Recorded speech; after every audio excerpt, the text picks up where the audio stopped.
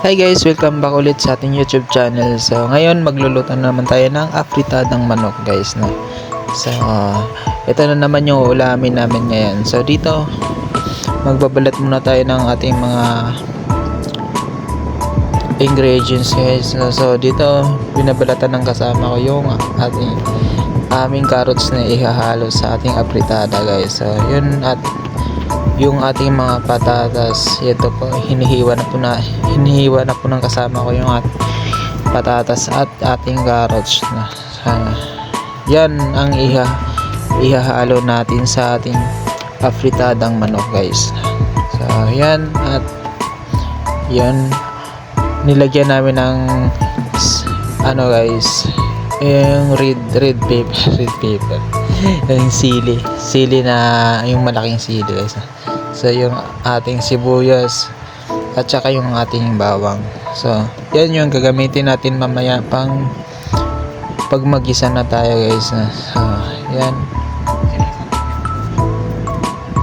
binabalatan pa ng aking kasama yung ating bawang guys. So yun, at maya maya ay hihiwain na rin niya yan guys.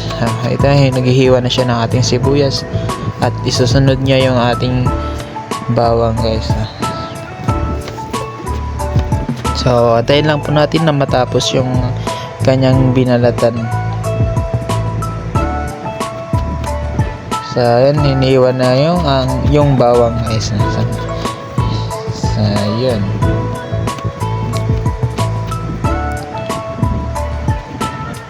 sa ready na yung ating mga ingredients guys. So yun, ito magpapainit na tayo ng kawali. So lalagyan natin ng konting mantika para gagamitin natin paggisa ng ating mga lamas guys. So yan, papainitin na yan natin, at maya maya ay ilalagay na natin yung igigisa na natin yung ating sibuyas at mga iba pang ingredients. So dito ilulutuin muna natin yung ating patatas at saka carrots guys. So para mamaya i-set aside na natin yan para sa huli na natin yan ilagay sa ating afritada guys, na para hindi masyadong malata guys. So yun, lulutuin na natin ng konti tapos tatanggalin natin mamaya guys, i-set aside natin.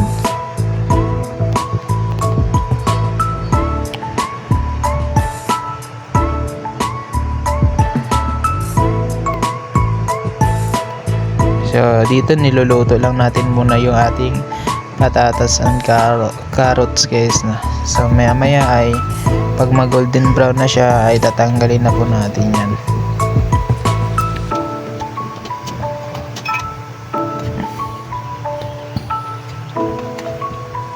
At dito isit aside muna natin yung ating patatas and carrots guys. At isusunod na natin dyan pag-isa yung ating sibuyas at bawang guys. So yan,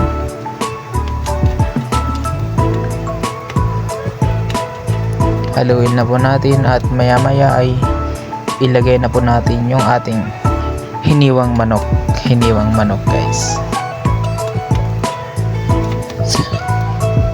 So palutuin na natin saglit, at isusunod na natin paglagay ang ating manok dyan guys.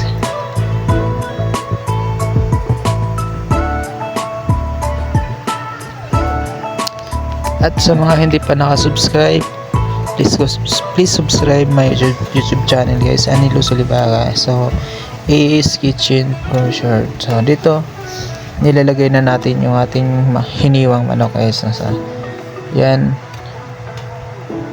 haluin na natin para mapantay yung kanyang texture. So dito lalagyan natin ng konting toyo para sa timpla ng ating afritadang manok guys.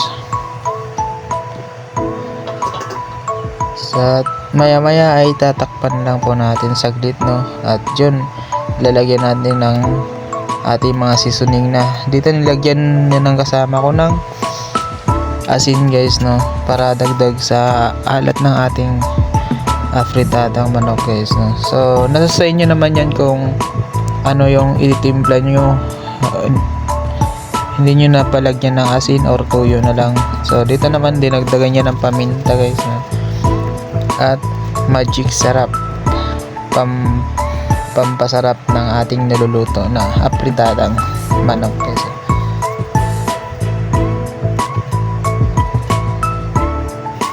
So dito papakuluin lang natin yan hanggang sa lumambot yung ating afritadang manok guys, no? So dyan. So isusunod na natin yung ating tomato paste guys, no? So ilagay na po natin yung ating tomato paste para magkaroon ng kulay, at lagyan na po natin ng konting tubig guys, no?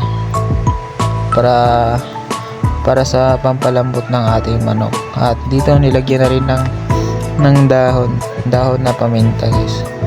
So yan, haluin lang at para mahalo yung ating mga seasoning na nilagay guys. So takpan lang at ito na yung ating afritada na manok guys. So malapit na po itong maluto at ready to eat na po yan guys. So dito nilagyan ng kunting asukal guys para pampanamis kunti ng ating afritadang manok. So yan, ito na yung ating afritadang manok, at dinagdagan lang konti ng ating chip cook ng magic sarap para pampalasa guys.